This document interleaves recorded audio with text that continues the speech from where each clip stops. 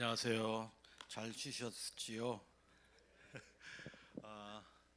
어제 여러 조하고 이제 만남이 있어서 너무나 감사한 시간을 보냈습니다. 특별히 오후 시간에는 우락부락한 조원들하고 같이 밤 11시까지 시간을 보냈는데 얼마나 행복하고 즐거운 시간이었는지 모르겠습니다. 너무 감사했고 또 조 모임에 초청해 주셔서 너무 감사드려요. 오늘도 좀 아침에 제 이 순서가 제가 설교 후에 바로 김태권 목사님께서 그리스도 중심적 설교에 대해서 강의를 하십니다. 내 인생은 왜 이렇게 꼬이는지 모르겠어요. 제 설교를 한 후에 그 강의를 들으시면 분명히 평가가 될 것 같아서 두렵고 떨리는 마음으로 여러분들께서 그냥 은혜롭게 들어주시는 시간이 됐으면 좋겠습니다. 오늘 본문의 말씀은 누가복음에서 나온 말씀인데요. 이렇게 시작합니다. 18장의 9절. 또 자기를 의롭다고 믿고 다른 사람을 멸시하는 자들에게 이 비유로 말씀하시되 두 사람이 기도하러 성전에 올라가니 하나는 바리새인이요 하나는 세리라. 바리새인은 서로 서서 따로 기도하여 이르되 하나님이여 나는 다른 사람들 곧 토색, 불의, 간음을 하는 자들과 같이 아니하고 이 세리와도 같이 아니함을 감사하나이다.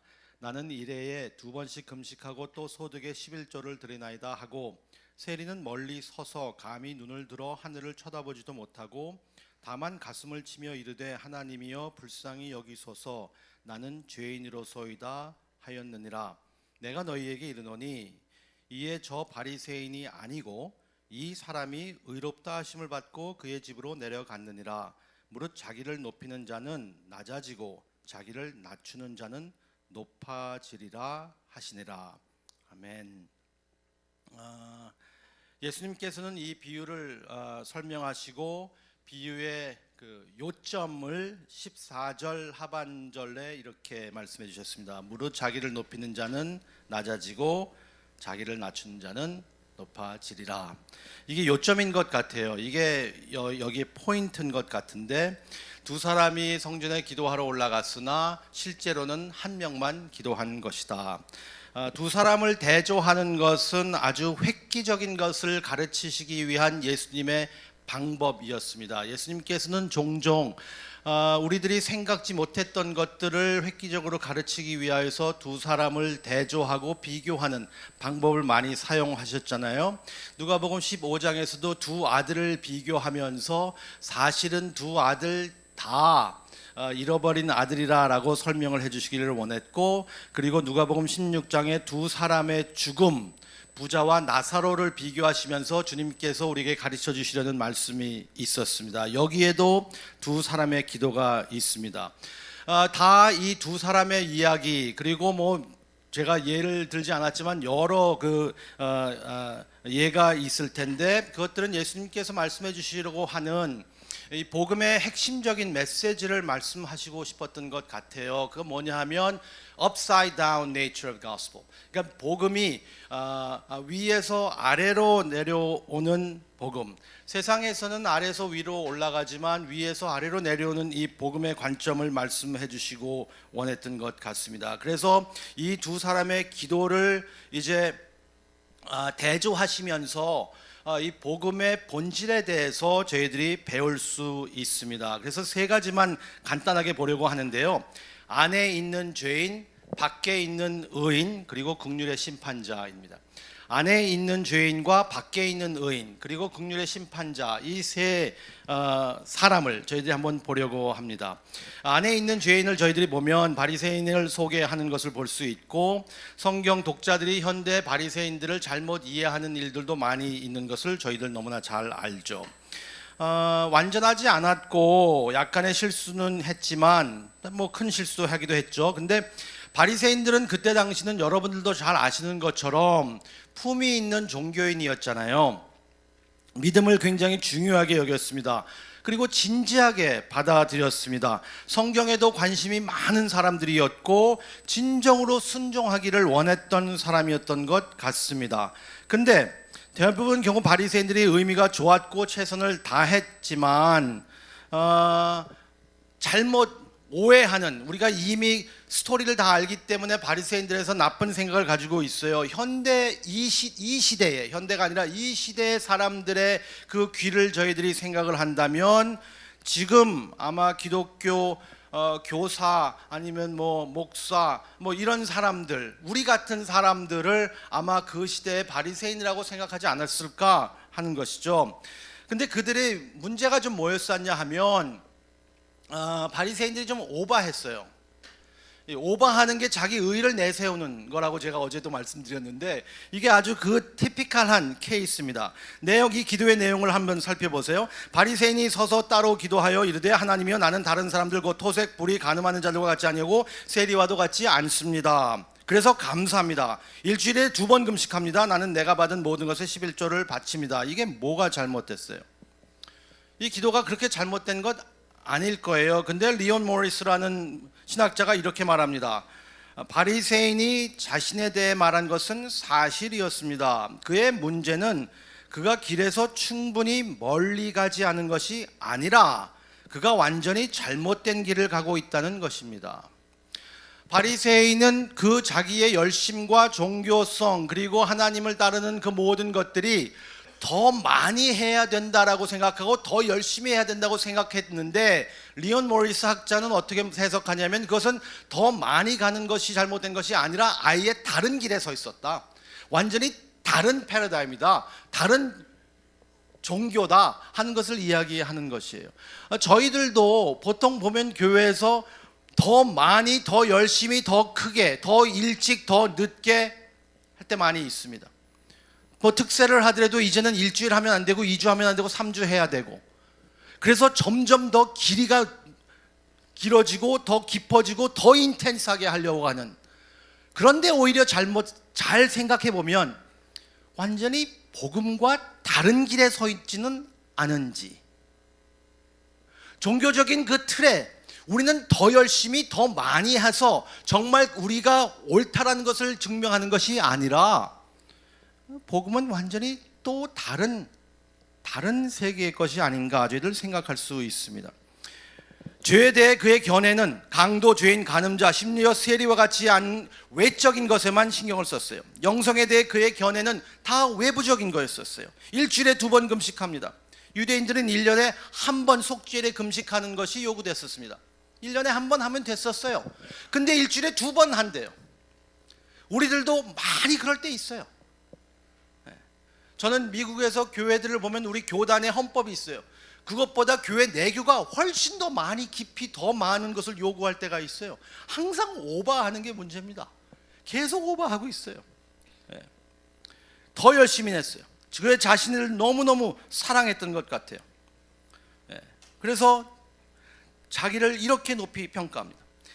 죄에 대해서도 너무 좀 표면적인 생각을 가지고 있었고, 내가 얻은 모든 것의 11조를 드리나이다. 그것이 나의 자랑이요 의가 되었습니다. 그의 자랑 의가 됐어요.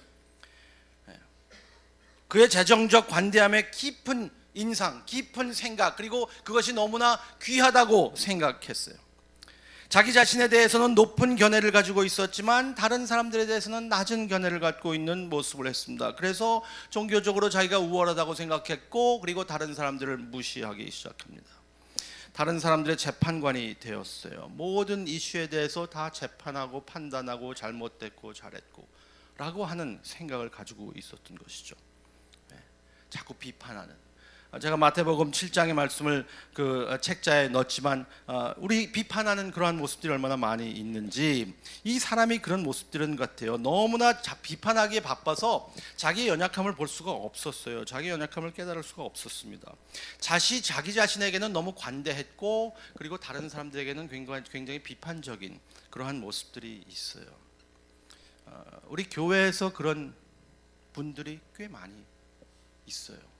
그리고 종교적으로 교회를 인도하는 목회자들, 그러한 교회는 더 많이, 더 열심히, 더 오래 하는 것을 부추기는 그래서 완전히 다른 모습이 있는, 사실은 안에 있지만 의인이 아닐 수 있는 그러한 모습들이 있지 않나 저희들 생각해 보게 됩니다. 예수님께서는 계속 대조하시면서 이제 안에 있는 그 사람을 생각하는 것뿐만 아니라 밖에 있는 의인을 이야기합니다. 세리를 한번 보세요. 공동체에서 완전히 배제됐던 사람들이죠. 여러분들 너무나 잘 아시잖아요. 근데 유대인들이 자신들을 싫어하는 데에는 매우 이해할 만한 이유가 있음을 저희들이 이해하고 생각해야 합니다. 로마 제국과 협력하는 그러한 유대인들이 이 텍스 컬렉터들이었잖아요. 그래서 항상 배반하는 사람들이었고, 멀리해야 되는 사람들이 있고, 치사한 사람들이고, 정말 못된 사람들이라고 생각했습니다. 그리고 그 사람들은 정말 유대 공동체에 큰 타격을 주는 사람들이었습니다. 그리고 설상가상으로 정말 세상에서, 사회에서 취약한 사람들을 포함해서 그 사람들의 세금을 징수하는 그러한 일들을 했었어요. 그래서 필요한 것보다 더 세금을 붙이고 자기가 부자가 되는 일들을 많이 했던 것을 저희들 잘 알잖아요. 나쁜 일을 했고 나쁜 평판을 받아야 마땅한 사람들이었습니다. 정말 못된 사람들이었어요. 이 사람들 정말 못된 사람들이에요. 말도 없이 못됐어요. 어떻게 그렇게 로마와 손을 잡고 자기 민족들의 등에 칼을 꼽는 이런 못된 사람들이 있어요. 진짜 못된 사람들, 치사한 사람들, 자기 권력만 생각하는 사람, 자기 부만 생각하는 사람. 그래서 이 비유가 스캔들이 있는 거예요. 그래서 이 비유가 말도 안 되는 비유인 겁니다. 예수님께서 정말 하나님의 은혜에 대해서, 복음에 대해서 설명하시는데 이렇게까지 스캔들러스한 비유를 말씀하시는 거예요. 1세기에 있었던 사람들, 그리고 이 예수님의 비유를 들었던 사람들이 경악하는 모습을 한번 상상해 보세요. 우리 같은 고상한 목사들이 기도하러 갔고, 그리고 정말 못된, 우리가 제일 싫어하는 그 그룹의 앞잡이들이 우리의 민족인데, 우리의 식구들, 우리의 친구들의 등에 칼을 꼽는 그 사람이 오히려 히로가 되는 이야기를 지금 하시고 있는 거예요. 그래서 스캔들입니다. 그래서 그 은혜가 스캔들이라고 저희들 얘기하잖아요. 예수님께서 이 사람을 어떻게 표현하십니까? 저 멀리 서 있었어요. 조금 양심은 있었는지, 양심이 있었어요. 그래서 이렇게 못된 사람인데도 불구하고 저 멀리 서서, 그리고 하늘을 쳐다보지 못하고, 그리고 자기의 가슴을 치면서 기도합니다. 이 사람이 무슨 기도를 했다라고 예수님께서는 그 기도를 이 세리의 입에 넣어 주셨는가? 비유로 말씀하시는 거예요. 이런 사람이 있었는데 이렇게 기도했다라고 하면서 교육하시는 거예요. 하나님이여 불쌍히 여기옵소서, 나는 죄인이로소이다. Theos 이 힐라스테이티 모에 토호 하마로토. 헬라어 원문은 단 5단어입니다. 제가 여러분들께서 헬라어 번역을 제공하는 이유는 여러분들이 긍휼에 대한 이 특별한 단어를 보시기를 원합니다. 불쌍히 여기옵소서, 긍휼히 여겨주시옵소서. 이 단어가 예수님께서 왜 이 단어를 사용해 주셨는지를 저희들이 봐야지만 이 비유를 이해할 수 있습니다. 일반적으로 긍휼이라는 단어는 엘레오스라는 단어를 사용합니다. 그런데 여기서 사용되는 긍휼이라는 단어는 일레인이라는 단어가 아니라 아주 전문적인 단어, 긍휼의 전문화된 단어, 힐라스 캐스타이라는 단어를 예수님께서 이 세리의 입술에 넣어 주십니다. 이 단어는 이스라엘의 가장 성스러운 속죄의 날에 사용되는 단어입니다. 출애굽기 25장 17절부터 22절, 37장, 그리고 레위기 16장에만 언급되는 전문적인 단어입니다. 그리고 이 단어가 신약에 쓰여진 것은 딱 한 번입니다. 히브리서 2장 17절에 예수님이 대제사장으로 백성의 죄를 속량해 주시는 것이 번역될 때에 이 단어를 사용했습니다. 히브리서 2장 17절. 그러므로 그가 범사의 형제들과 같이 되심이 마땅하노라. 이는 하나님의 일에 자비하고 신실한 대제사장이 되어 백성의 죄를 속량하려 하심이라. 한글 성경에서는 여긴 분명히 자비롭고 속량하려라는 단어를 따로 번역했습니다. 그런데 우리가 이 헬라어 단어를 이해하지 못했다면 저희들은 누가복음 18장의 말씀에 이 하나님이여 불쌍히 여겨 주시옵소서 나는 죄인이로소이다 라는 이 불쌍히를 일레인이라는 단어로 생각할 수도 있었을 겁니다. 예수님은 의도적으로 자비로운, 불쌍히 여기는, 우리가 보편적으로 말하는 불쌍히 여기고 자비롭고, 저희 아내가 우리 성도들에게 정말 행복한 결혼 생활을 하기 위해서는 이 마음을 가져야 합니다. 남편을 불쌍히 여겨야 된다 라고 해요. 제가 불쌍하대요. 저는 성공했어요. 제가 지금 결혼 33년 됐는데 제가 평생 나를 불쌍히 여기게 내가 만들어야 되는데, 잔머리를 얼마나 굴렸는데 저희 아내가 드디어 속아서 성도들에게 그런 말을 하고 있어요. 제가 성공한 거죠. 불쌍히 여겨야 된다. 근데 저희 아내는 여기서 힐라스티테키라는 단어를 사용하지 않을 거예요. 그냥 일레인이라는 불쌍히 자비로운. 예수님께서 이 세리의 입술에 넣어주신 것은 그냥 보편적인 자비로움으로 보는 것이 아니라 속량의 이 개념을 넣어주신 겁니다. Be merciful to me. 그 말은 누가 나를 위해서, 나의 죄를 위해서 값을 치러야 한다. 그게 불쌍히 여기는 거예요. 여기서는 예수님께서는 그 비유를 넣어주십니다. 그냥 나를 치근히 여겨달라는 것이 아니라, 그래서 이 기도가 정말 이 복음의 핵심을 주는 것입니다. 누가 나를 위해서 희생해야 됐었어요.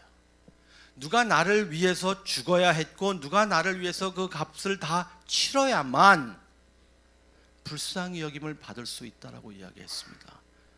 이 사람은, 예수님께서 이 비유를 말씀해서 이 사람을 소개하는 것은 밖에 있는 사람이지만 의인이 될 수 있었던 길은 희생 제물을 믿고 있었어요. 희생 제물을 믿고 있는 것을 고백하게 하시는 예수님이라는 것을 저희들이 생각할 수 있습니다. 여기서 긍휼의 심판자를 저희들이 계속해서 보면 그 말씀이에요. 본질적으로 세금 징수원이 이렇게 기도한 거잖아요. 하나님, 죄인인 나를 위하여 화목 제물이 되소서. 예수님께서는 이 기도를 넣어주신 거예요. 근데 우리 번역이 애석하게도 그냥 불쌍히 여겨주시옵소서라고만 번역을 해놨어요. 우리 한글 번역이. 예수님께서 집어넣어주신, 이 입술에 집어넣어주신 이 기도는 하나님, 죄인인 나를 위하여 화목 제물이 되소서. 예수님은 대제사장이시며 제물이 되셨고 이 세리의 죄를 덮으셨습니다. 더 놀라운 것은 예수님이 긍휼히 여기시는 역할을 다하기 위해서 우리의 형제가 되었다는 말씀입니다. 예수님은 온전한 삶을 사신 유일한 분이시기 때문에 바리새인과 대적할 수 있었어요. 예수님은 바리새인들을 향하여서, 그리고 바리새인들을 보면서 우리 사람들에게, 제자들에게 그렇게 말씀하셨습니다. 너희들의 의가 바리새인의 의보다 더 높지 않으면 하나님 나라 갈 수 없어. 근데 그 의보다 더 높이 할 수 있는 완전한 의를 가진 사람이 있다. 그래서 바리새인을 책망할 수 있었어요. 저희들은 바리새인 책망할 수 없어요. 왜? 그 의보다 더 나갈 수가 없기 때문에. 근데 그렇게 하실 수 있는 분은 딱 한 분이었습니다. 예수님. 바리새인을 책망할 수 있는 분. 왜? 완전하게 의인으로 살아주셨기 때문에. 죄를 짓지 않고 유혹이 있음에도 불구하고, 시험이 있음에도 불구하고 죄에 넘어가지 않는 완전한 의로운 삶을 살아주신 예수 그리스도가 바리새인을 대적합니다. 바리새인의 심판하고 그의 의로움이 충분하지 않다고 평가할 수 있는 유일한 사람이었습니다. 예수님은 이 죄인에게 완전한 의를 주실 수 있는 완전한 제물이셨기 때문에 세리를 정당화시킬 수 있었습니다. 죄인을 의롭게 만들기 위해서 속죄소에서 앉으신 희생 제물, 제사장으로 오신 분이 제물이 되시는 우리 예수 그리스도를 여기서 볼 수 있습니다. 세리의 기도는 하나님의 자비에 절대적으로 의존하는 기도입니다. 따라서 그는 믿음으로 말미암은 칭의에 대한 후기 신약 교리를 예상하기도 합니다.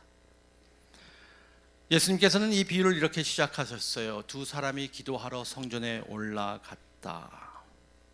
한 사람은 실제로 하나님께 기도하기 위해 기도했고 다른 사람은 자기 자신에 대해서 기도했습니다. 근데 여기서 놀라운 것은 예수님이 이 비유를 어떻게 끝내시는가 하는 겁니다.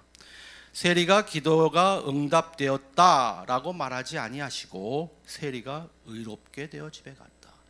사실 이 비유는 기도에 관한 비유는 아닙니다. 기도에 관한 비유는 바로 그 앞절에 있습니다. 예수님은 기도에 관한 비유를 두 번의 그 비유를 통해서 말씀하시는 의도가 아니라 기도에 대한 말씀을 하신 후에 예수님께서는 어떻게 우리가 이 기도를 드릴 수 있을까? 어떻게 이 기도를 드려서 하나님께 받아질 수 있을까? 어떻게 우리가 의인이 될 수 있을까 하는 그 길을, 복음의 그 핵심적인 것을 예수님께서 알려주시기 원했어요. 그렇다면 여러분들은 이 은혜에 저항할까요? 아니면 수용해야 할까요? 은혜 밖에 있습니까? 은혜 안에 있습니까? 아직도 우리는 하나님 앞에서 내가 무엇을 드리려고 그렇게 몸부림치십니까? 그리고 내가 무엇을 해야만 하나님이 기뻐하시겠다고 생각하십니까? 아니면 그냥 엎드려서 하나님 불쌍히 여겨 주시옵소서. 나는 죄인입니다. 나를 위하여서 속량해 주십시오. 나의 희생 제물이 되신 예수 그리스도 인하여서 내가 의롭게 된다면 어떤 모습일까? 그래서 예수님은 이렇게 마치십니다. 무릇 자기를 높이는 자는 낮아지고 자기를 낮추는 자는 높아지리라. 끊임없이 높아지고 싶어요. 이것은 높아지기 위해서 낮추라라는 전략을 말씀하시는 것이 아닙니다. 강해지려면 약해야 된대. 약한 척 하라는 게 아니라 정말 낮아져라. 다 힘 빼라. 교회도, 목회도, 가정도, 자식의 성공도, 나의 건강도, 나의 똑똑함도 아무것도 내 의가 될 수 없다. 가장 낮아지는 자가 가장 높아지리라. 어떻게? 예수 그리스도와 함께 있기 때문에요. 그래서 오늘도 저희들이 이 기도가 우리의 기도를 쉐입하고 기도의 행동이 아니라 하나님을 대하는 우리의 자세가 되고 세상에서 사는 우리의 자세가 됐으면 좋겠습니다. 우리가 같이 한번 기도했으면 좋겠는데요. 제가 저희 성도들에게 기도할 때 한 단어 한 단어 생각하시면서 천천히 기도하세요라고 합니다. 생각하지 않고 그냥 하나님 감사합니다.